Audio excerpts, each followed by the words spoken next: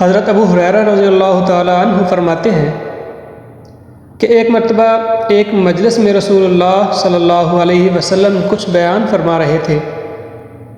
اتنے میں حضور صلی اللہ علیہ وسلم کی خدمت میں ایک اعرابی حاضر ہوا اور عرض کیا کہ قیامت کب ہوگی؟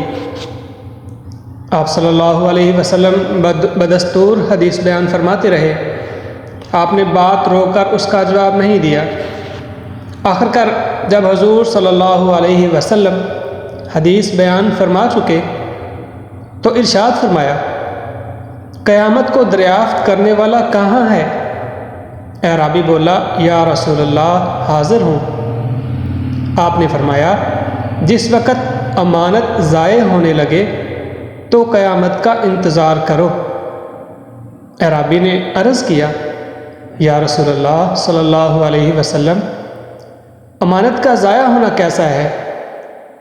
آپ صلی اللہ علیہ وسلم نے فرمایا، جب نالائقوں کو حکومت سپرد کر دی جائے تو اس وقت قیامت کے منتظر رہنا۔ او کما قال علیہ الصلاۃ والسلام۔